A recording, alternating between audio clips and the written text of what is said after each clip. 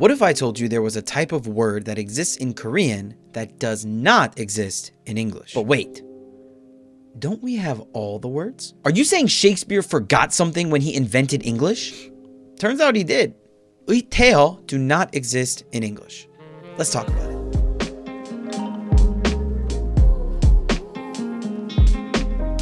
So what are these mysterious words in Korean that we supposedly don't have in English? In Korean, they're called 의태어. Let's take a look at the 한자. The first 한자, 의, represents imitating something with one's hands, using your hands to like make an imitation of something. 태 is 모습태, which talks about appearance. It talks about the way something looks. You might know this one from words like 형태 or 상태, etc.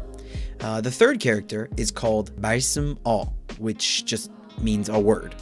So an 의태어 is a word that imitates the appearance or likeness of something. The fancy word for this in English is an idiophone, a word that represents an idea using sound. I'm sure some of you are hearing this and being like, Ian, bro, dude, you're talking about a word that represents a sound.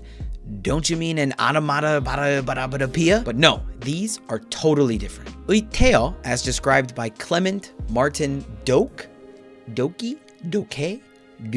I'm not really exactly sure how to say that. I'm sorry, Mr. Lee. Anyway, that's the guy who coined the most accurate, specific term for these words in English, which is idiophone. Described them as a vivid representation of an idea in sound. So in other words, these are words that describe an appearance, a feeling, a sensation, some kind of sensory event, but usually through the lens of it being a sound. So these words can represent the appearance of something or some kind of motion, but it's the sound that someone thinks of when they think about that motion. I know it sounds totally wild in English, but here's the crazy part. English is the weird one here. Languages in Africa, South Asia, East Asia, even Japanese uses this right next door. This is one of the really difficult parts about learning Korean as an adult, a non-child. A lot of these words are acquired through children's literature, which we just really don't deal with as adults. I think it's tough as an adult to really get enough input, like a sufficient amount of comprehensible input of these words to really acquire them, through any media you're consuming. As a language learner, children's literature, if you actually try it, is really off-putting to a lot of people because they think it's going to be easy. But children's literature isn't really easy, it's just native material directed at a different age group of native speakers. Anyway, for a lot of Korean learners at a wide variety of different levels, even at the top, people who are super good at Korean, 의태어 is a persistent weak spot for them. You pick up a lot of these just like as you're going in Korean, because some of them are like the only way to say certain things, but you don't pick up all of them. And I think a lot of these are really difficult to intuit if you're not a native speaker of Korean. You don't have like a feeling for what these words mean. You're gonna guess it wrong a lot of the time. And what I think this leads to with a lot of Korean learners or non-native speakers is for them to just ignore these words when they pop up in sentences. Like their brain seems to just like filter it out. I know mine does a lot of the time too. Either way, these are something that no teacher, no textbook, no course of study or anything has really found a great solution for adult learners. So now that we've talked about these words a little bit,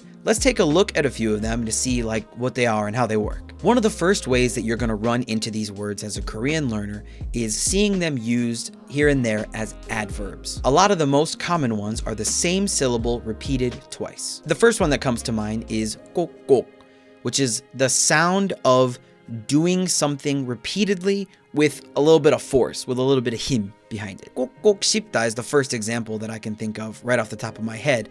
It's like a more descriptive way to talk about chewing things. The second example I can think of for one of these is 펑펑, which is a word that talks about the feeling or the sensation of doing something like recklessly or with abandon without any amount of control.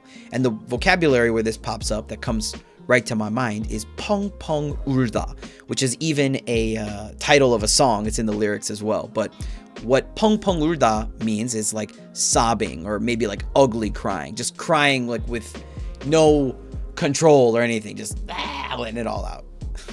A third one, tong tong. This is the sound of like an empty container, like aggressive or staggering, like emptiness. And it kind of sounds like it too, right? Tong tong. You can imagine like a big like metal barrel like vibrating because it's empty. So I thought I saw this once, and I just opened up the app to check for myself on 배달의 민족, or we just say Baemin here in Korea, which is like the top food delivery app in the whole country. If you have nothing in your cart for delivery, it shows this on the screen here. 텅 장바구니가 텅 비었어요. So can you see a bit of a grammatical pattern happening here?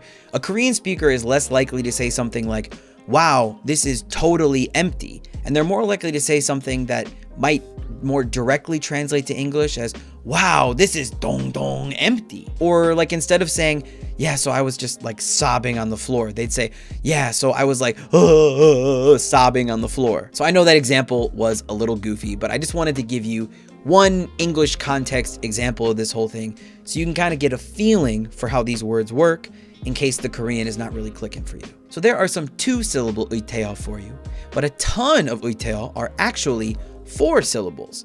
Some of those can be shortened down to 2, but generally appear as 4. So let's jump into some of those. Off the top of my head, the very first one of these I think you're going to run into if you come to Korea is going to be 바삭바삭. 바삭바삭 is the sound of crispiness, something that's like well breaded, well fried. It makes like a sound when you bite into it. Where you will run into this word without fail here in Korea is any fried chicken place. If you're not literally reading it on the menu where it's like 바삭한 chicken or whatever, you're gonna hear it in a commercial where they have some multi-millionaire actor sitting at some table in like a white room with a big old plate of chicken, and they pick up a piece off the plate and they just make this really loud sound, and it just says like 바삭 on the screen. It's way over the top, it's ridiculous, but it's a great way to acquire a new vocabulary word. It's also a good way to see how these words interact with other verbs. For example, a lot of 의태어 can be slapped in front of 하다, like every other word in Korean, and you can end up with something like 바삭한 chicken or 바삭바삭한 chicken. Another one that comes to mind is 말랑말랑, which represents like squishiness or something being squishy. It means this. You'll see this on like candy advertisements or other foodstuffs.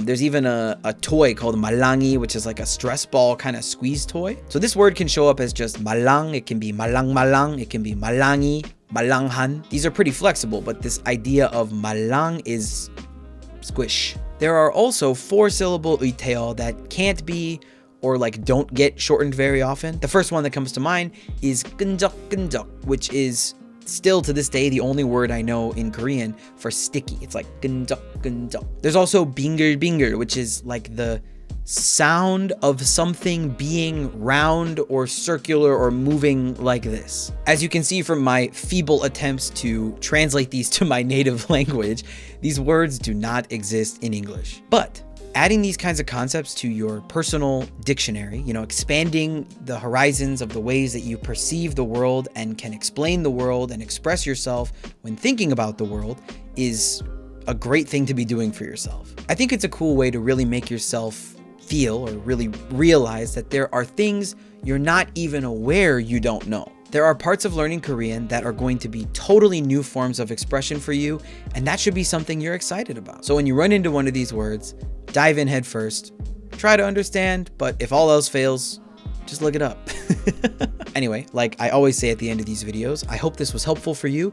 If you've run into any of these words during your Korean language immersion or during your Korean language learning journey and they stumped you, or you really liked one of them or anything like that, please share that in the comments. I love talking about this kind of weird stuff that we experience as language learners. That's all for today. Thank you very much for sticking around to the end of this video.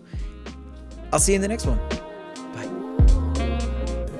Hello, it's me again. In case you're at the end of this video and you haven't seen one of these announcements before, I usually reserve this little space at the end of my videos to let people who are interested in the kind of content I'm creating know that I have a website where I'm developing lots of different stuff, some courses, some books, basically as many materials as I can for Korean learners. And through that website, I provide some free downloads, and I also run a free mailing list. If you'd like to get your hands on some free downloads, like a little guide to some difficult Korean grammar, or a free ebook about some hanja that I think you should know, you can head over to my website at koreanpatch.co, join the mailing list, and you'll have access to all of those free downloads, as well as the latest updates from me on all the projects that I'm working on. Okay, I will see you over at koreanpatch.co.